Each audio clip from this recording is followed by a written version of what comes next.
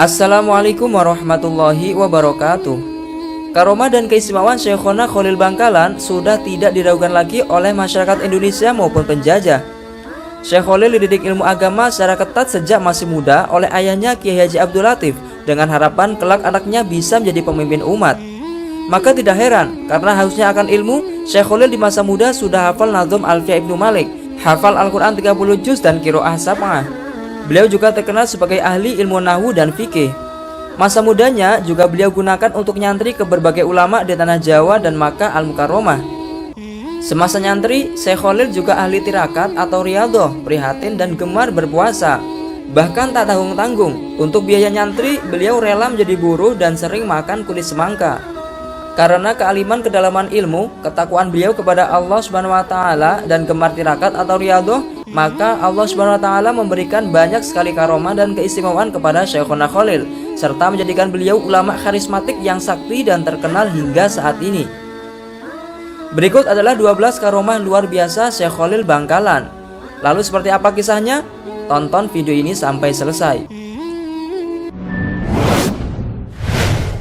Yang pertama, terbang ke Mekah secepat kilat. Suatu sore di pantai Bangkalan, Kiai Khalil ditemani oleh Kiai Syamsul Arifin tengah berbincang tentang pengembangan pesantren dan persoalan umat Islam di daerah Madura. Persoalan demi persoalan dibicarakan, dan tidak terasa matahari hampir tenggelam. Sedangkan Kiai Khalil dan sahabatnya tersebut belum sholat asar. "Kita belum sholat asar, Kiai," kata Kiai Syamsul Arifin. "Astaghfirullah." Kiai Khalil menyadari kekhilafannya. Kiai Syamsul berkata bahwa saat itu waktu sudah hampir habis dan tidak mungkin bisa melakukan sholat asar secara sempurna. Kiai Khalil memohon agar Kiai Syamsul mencari krocok, sejenis daun aren yang dapat mengapung di air. Kiai Syamsul heran, untuk apa krocok itu? Bertanyalah beliau kepadanya. Kiai Khalil hanya menjawab dengan tersenyum sembari berkata, "Ya, kita pakai ini untuk pergi ke Mekah." Setelah mendapat krocok, Kiai Khalil naik ke atasnya dan diikuti oleh Kiai Syamsul. Beberapa saat Kiai Khalil menatap ke arah barat, dan tiba-tiba krocok yang dinaikinya melesat dengan cepat dan sulit diikuti pandangan mata. Sesampainya di Mekah, azan sholat asar baru saja dikumandangkan. Setelah mengambil air wudhu, dua kiai besar itu segera menuju shaf pertama berjamaah di Masjidil Haram. Yang kedua, menyelamatkan perahu tenggelam. Karomah lain dari Kiai Khalil adalah kemampuannya membelah diri. Beliau bisa berada di beberapa tempat dalam waktu bersamaan. Pernah ada peristiwa aneh saat beliau mengajar di pesantren. Saat berceramah, Kiai Khalil melakukan sesuatu yang tak terpantau mata. Tiba-tiba baju dan sarung beliau basah kuyup. Para santri heran, sedangkan beliau sendiri tampak tenang seperti tidak terjadi apa-apa. Kemudian beliau masuk rumah ganti baju. Beberapa minggu kemudian keanehan itu terjawab. Pasalnya ada seorang nelayan sowan ke Kiai Khalil. Dia menyampaikan terima kasihnya karena saat perahunya pecah di tengah laut ditolong oleh Syekhona Khalil. Kedatangan nelayan itu membuka takbir. Ternyata saat memberi pengajian, Kiai Khalil dapat pesan agar segera ke pantai untuk menyelamatkan nelayan yang perahunya pecah tersebut.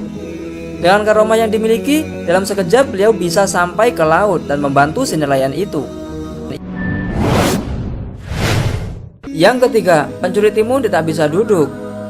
Pada suatu hari, petani timun di Bangkalan mengeluh karena timunnya sering dicuri.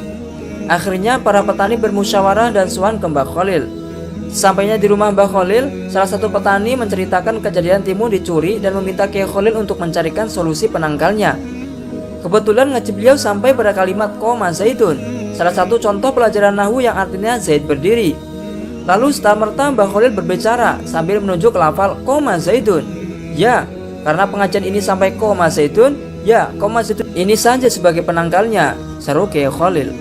Para petani pun lantas sedikit ragu dan bingung. Keesokan harinya, betapa terkejutnya mereka melihat sejumlah pencuri timun berdiri terus-menerus tidak bisa duduk.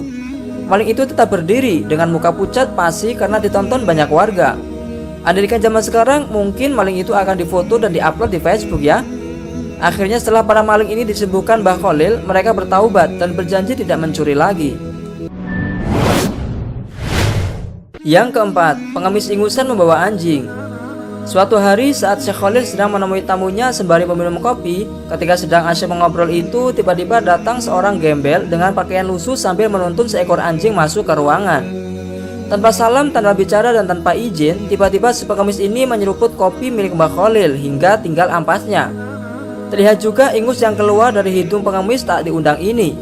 Syekh Khalil pun tampak merubah posisi duduk, kepalanya menunduk tanpa berani menatap muka si pengemis.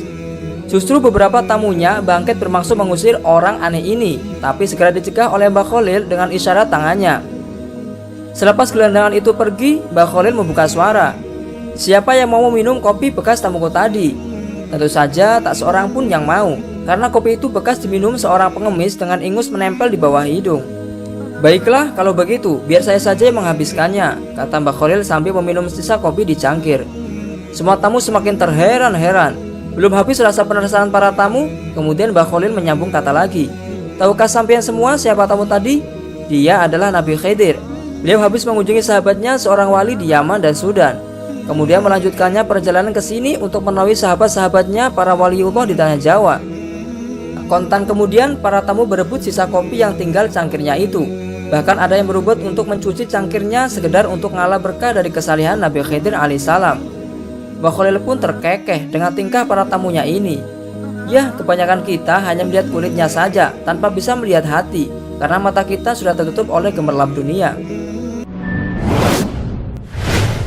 Yang kelima, mengubah arah kiblat masjid. Suatu ketika Kiai Khalil sedang memantau masjid yang dibangun oleh menantu beliau, yakni Kiai Muntoha. Ketika melihat arah kiblat, Kiai Khalil menegur menantu yang alim itu untuk membenahi arah kiblatnya. Sebagai seorang alim, Kiai Muntoha mempunyai alasan sendiri dalam menentukan arah kiblat. Beberapa argumen ditunjukkan kepada Kiai Khalil untuk memperkuat pendapatnya. Melihat menantunya masih tetap mempertahankan pendapatnya, lantas Kiai Khalil tersenyum sambil berjalan ke arah pengimaman diikuti menantunya. Kemudian Kiai Khalil mengambil kayu untuk melubangi dinding dan meminta Kiai Muntoha melihat lubang tersebut. Betapa kagetnya setelah melihat lubang itu, ternyata terlihat Ka'bah sangat jelas. Akhirnya Kiai Muntoha sadar bahwa pendapatnya salah dan merubah arah kiblat sesuai dengan pendapat Kiai Khalil. Yang keenam, menyembuhkan orang lumpuh seketika. Suatu hari ada seorang keturunan Cina sakit lumpuh, padahal ia sudah dibawa ke Jakarta namun belum juga sembuh. Lalu ia mendengar bahwa di Madura ada orang sakti yang bisa menyembuhkan penyakit. Kemudian pergilah ia ke Madura, yakni ke Mbah Khalil untuk berobat. Ia dibawa dan menggunakan tandu oleh 4 orang. Di tengah perjalanan, ia bertemu dengan orang Madura yang dibopong karena sakit kakinya kerobohan pohon. Lalu mereka sepakat pergi bersama-sama berobat ke Mbah Khalil. Orang Madura berjalan di depan sebagai penunjuk jalan. Kira-kira jarak kurang dari 20 meter dari rumah Mbah Khalil, tiba-tiba muncullah Mbah Khalil dari dalam rumah dengan membawa pedang seraya berkata, "Mana orang itu? Biar saya bacok sekalian." Melihat hal tersebut, kedua orang sakit tersebut ketakutan dan langsung lari tanpa ia sadari sedang sakit, karena Mbah Khalil terus mencari dan membentak-bentak mereka.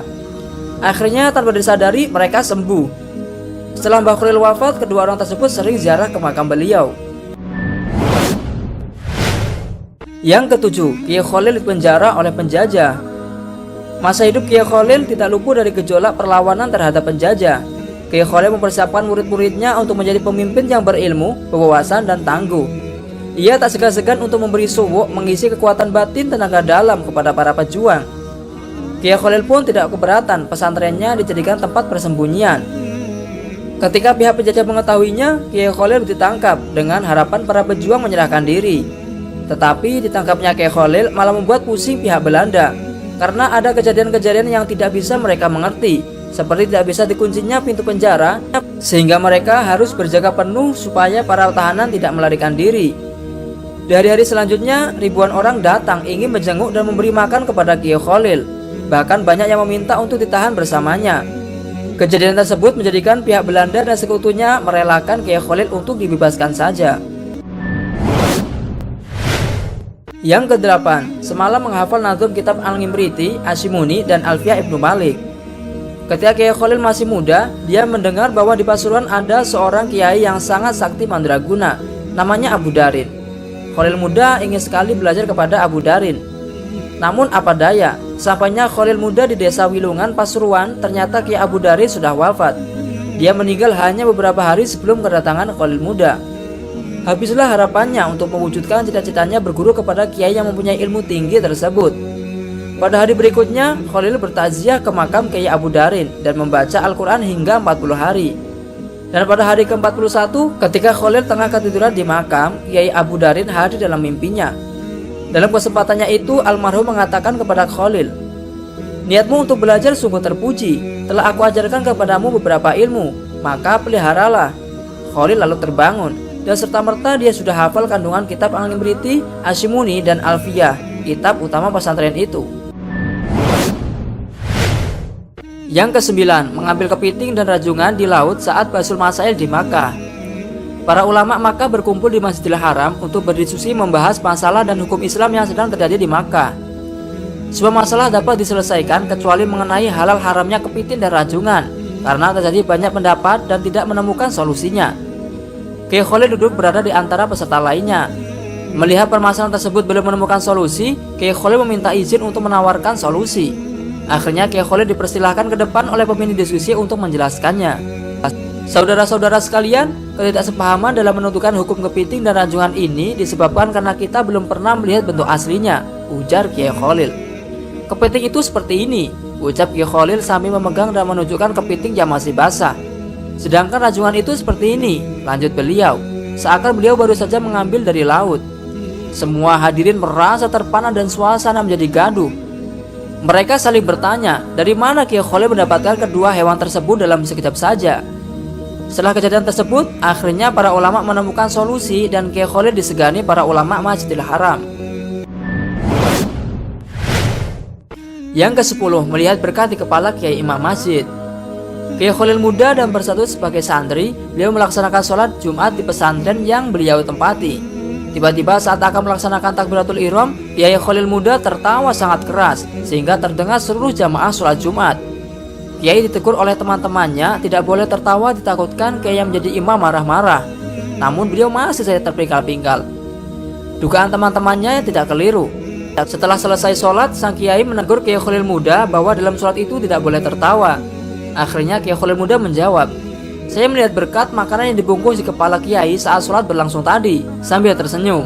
Mendengar jawaban tersebut, sang Kiai menjadi sadar dan merasa malu karena Kiai ingat bahwa saat menjadi imam tadi merasa tergesa-gesa untuk menghadiri kenduri sehingga mengakibatkan sholatnya tidak khusyuk. Yang ke-11, kisah ketinggalan kapal laut. Saat musim haji, ketika sebuah penumpang calon haji naik ke kapal, tiba-tiba salah satu penumpang wanita meminta pada suaminya untuk membelikan anggur. Suaminya menelusuri ke seluruh wilayah pelabuhan, namun tidak menjumpai penjual buah. Kemudian mencoba menelusuri ke pasar agak jauh dari pelabuhan. Alhamdulillah, akhirnya anggur didapatkan juga. Bergegaslah kembali ke pelabuhan. Namun betapa terkejutnya, kapal sudah berangkat dan jauh dari dermaga. Ia berteriak keras mungkin memanggil awak kapal, namun tak membuahkan hasil. Ia menyesali keadaan itu dan duduk di pinggir pantai. Datanglah laki-laki menghampirinya dan memberikan nasihat agar mendatangi Mbah Khalil.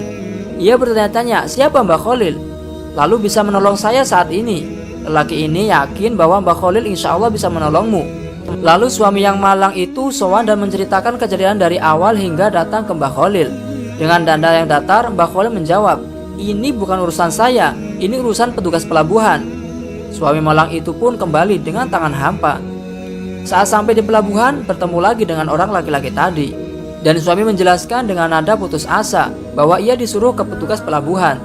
Namun laki tadi mengulang perkataannya untuk kembali ke Mbah Khalil. Tanpa putus asa, suami kembali lagi ke Mbah Khalil.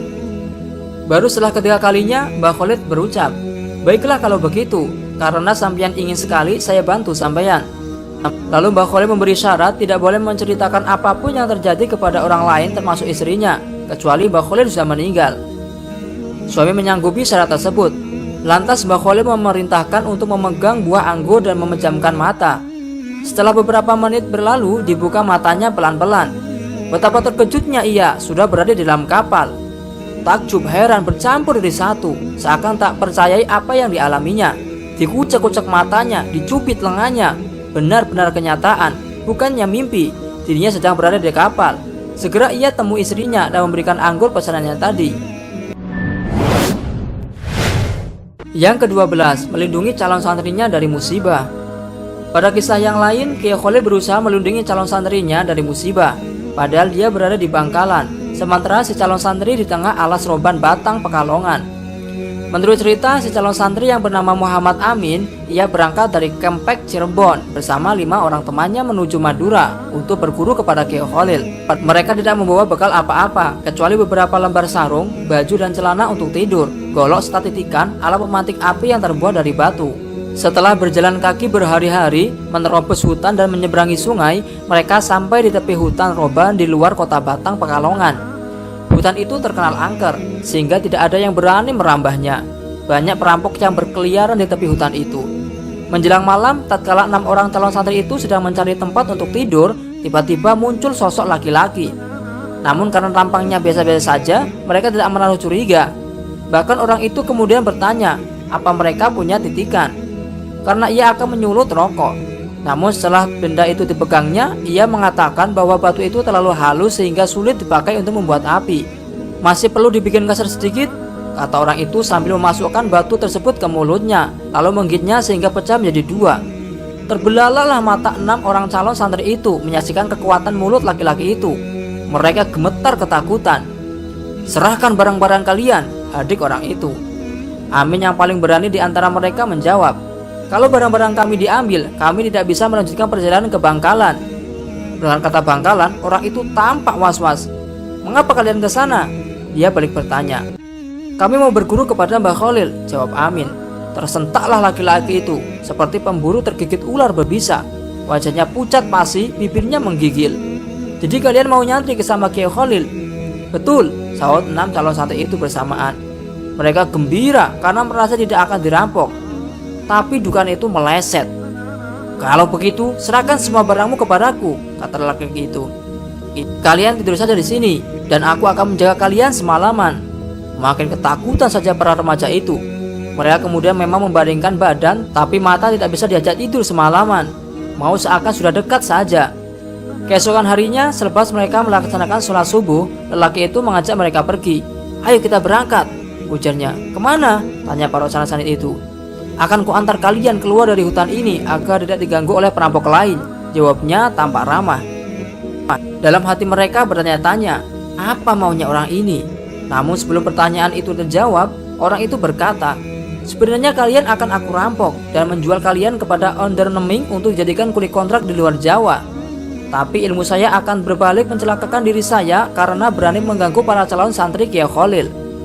Sebab guru saya pernah dikalahkan Kiai Kholil dengan ilmu putihnya. Maka 6 remaja dari Kempek itu kian mantap untuk nyantri ke Bangkalan. Terlebih lagi baru di perjalanan saja untuk menuju pesantren Kiai Kholil, mereka telah memperoleh karomah dari pemimpin pesantren tersebut. Wallahu a'lamu bishawab. Nah, itulah 12 kisah karomah dan keistimewaan Syekh Kholil Bangkalan yang luar biasa. Terima kasih telah menonton video ini, semoga bermanfaat dan dapat menambah rasa iman kita kepada Allah SWT. Jangan lupa tinggalkan jejak dengan cara klik like, subscribe, komen, dan share video ini ya, agar channel ini semakin eksis dalam mendakwahkan Islam. Wassalamualaikum warahmatullahi wabarakatuh.